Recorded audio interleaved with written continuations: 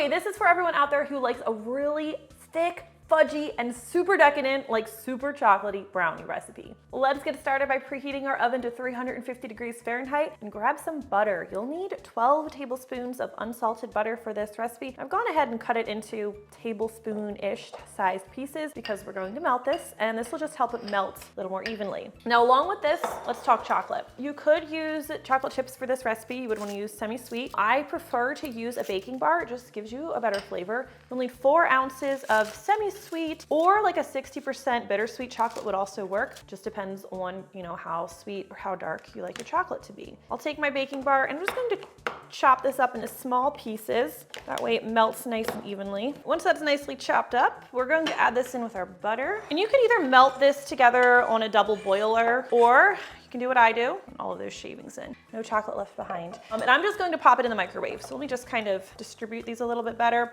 And I'm going to microwave it in like 20-second intervals, stirring in between until everything is smooth and melted. All right, once this is nice and smooth, we are going to add our cocoa powder. So we'll add this right while the butter and chocolate are still a little bit warm. This is a 1/2 cup or 50 grams of natural cocoa powder. I really do prefer natural to Dutch process in this recipe. And if you would like, you can add a 1/2 teaspoon of instant coffee grounds or like a little bit less espresso powder. That's going to really give you a little bit more of that bittersweet flavor and really enhance the chocolate if you like those sort of things. So we'll just stir this cocoa in, and adding it to the warmer butter is just going to help also bloom the cocoa and enhance the flavor a little bit. Like I said, this is a really decadent, very rich brownie, as brownies should be. Okay, let's move this to the side, grab a separate mixing bowl, and here we are going to combine our eggs and our sugar. So I'll go ahead and add the sugar first. This is 3/4 cup or 150 grams of granulated sugar, and we'll also add 3/4 cup or 150 grams of firmly packed light brown sugar, which adds to the tender, chewy, super good flavor of this brownie recipe. Okay, next we're going to add our eggs. So we're going to use 2 large eggs for this recipe. I like this one better. Go ahead and crack that in our mixing bowl. There's 1, 2. Ooh, that one did not cooperate. Don't want any shell in there. This is why we cracked it over here. And finally, we are going to add an egg yolk.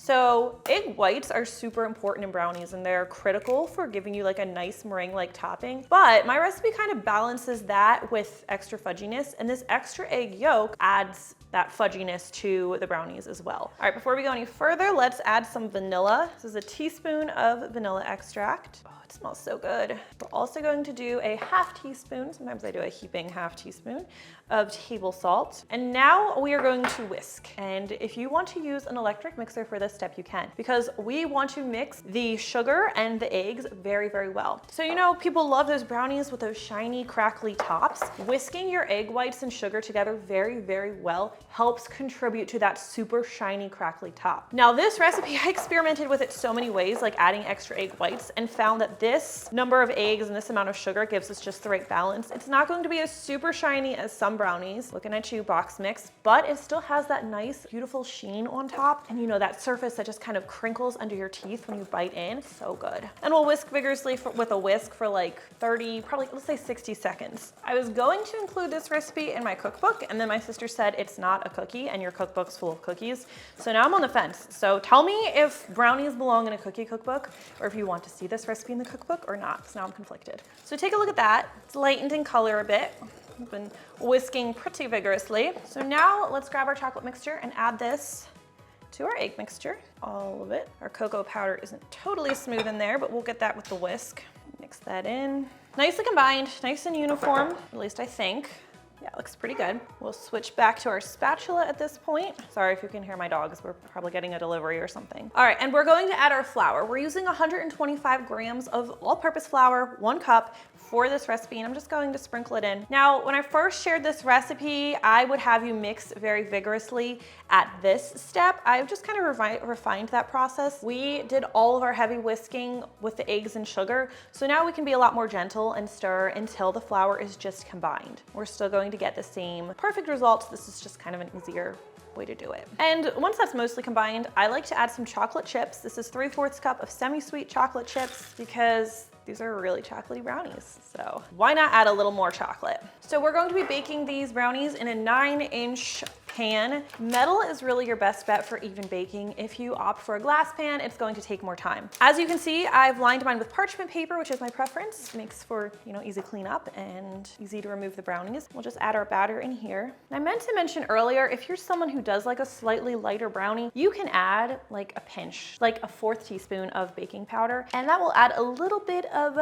lightness to the brownie. But these were truly just designed to be a very thick, chocolatey, fudgy brownie, like classic brownie. Classic brownies are dense. All right, and we'll smooth this out. Tried so many different brownie recipes, and this just has consistently been my favorite. I mean, it's probably been around on the website for, gosh, maybe 8 years now, maybe longer. I spent so many nights and weekends developing this. I think I had like 30 pages of a Google Doc before I was happy with this recipe. Almost forgot. I want to add a few chocolate chips on top. We like chocolate around here. Let's pop this in the center rack over 350-degree Fahrenheit preheated oven. Brownies typically need to bake for about 30 to 35 minutes. A toothpick inserted in the center should come out clean, or preferably with a few fudgy crumbs once it's done baking. All right, now these are going to need to cool before you cut into them. I mean, yeah, you could serve them warm with ice cream, but just know if you cut into them warm, they're going to be like even more fudgy and ooey gooey that way. They're going to seem underbaked if you cut in warm. It's not a bad thing. All right, once our brownies have cooled, let's take a peek at what the texture looks like. Because we used parchment paper, they will lift easily out of the pan and we can cut in. Oh, they smell so good. And that is how you make the fudgiest, most decadent brownie that I've personally ever tasted. If you try it, let me know what you think. I always love hearing from you. And let me know, does this belong in a cookie cookbook? Because we have mixed feelings about that. It's so good. What's something wrong? Oh, when you do things like that, I think you're sending me secret messages. Just a moment. So, let me grab my, oh man, I saw some flour streaks. How embarrassing. We'll have to talk about this later.